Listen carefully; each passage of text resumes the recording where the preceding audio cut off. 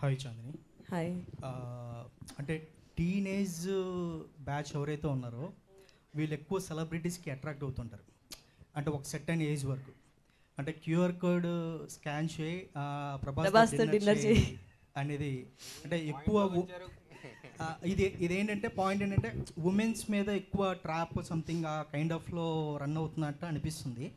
మీకు ఈ QR code scan చేయి డిన్నర్ ప్రభాస్తో డిన్నర్ చేయన్నట్టుగా మీ టీనేజ్లో కానీ అలాంటి వాటికి ఏమన్నా మీకు ఆ కోరికలు ఉండేవా, ఏమన్నా ఆ ఇంటెన్షన్ ఉండేదా? ఆవిడంతా టామ్ క్రూజ్, రితిక్ రోషన్ దగ్గర. నాకు రెస్టారెంట్లోకి వెళ్ళి అక్కడ క్యూఆర్ కోడ్ స్కాన్ చేయమంటే టెన్షన్ వస్తుంది, ఫోన్ ఎవడు హ్యాక్ చేస్తాడు అని. ఇంత పబ్లిక్గా ఇలా ఇస్తే నేను వెంటనే నమ్మలేను. చెప్పాను ఆ టెన్షన్ ఎక్కువ ఇందాక విషయంకు. ఏమైనా అవుతామని ముందే ఎందుకు మనకి అని చెప్పి దూరంగా ఉండే పర్సనే నేను.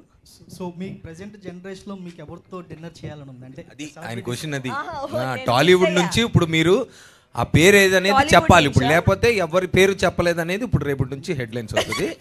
ఏదో ఒక పేరు చెప్పండి. నవదీప్ గారు అని చెప్పకండి. ఇదే అన్నీ చెప్పేస్తున్నారు. ఏ సార్, ఏం మీ ప్రాబ్లం? ఏం కాదు, ఆయన సెపరేట్ క్యారవాన్లో కూర్చునేవారు. మీరు చెప్పేది మస్తీస్ గురించి కదా. కన్ఫ్యూజ్ అయ్యా. టాలీవుడ్లోని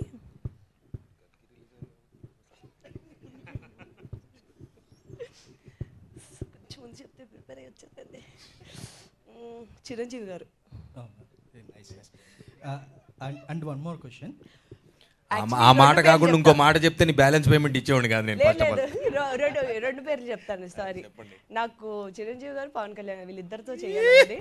ఎందుకంటే రీసెంట్లీ వాట్ హ్యాపెండ్ అది కదా అసలు phenomenal, clean strike. And one more question.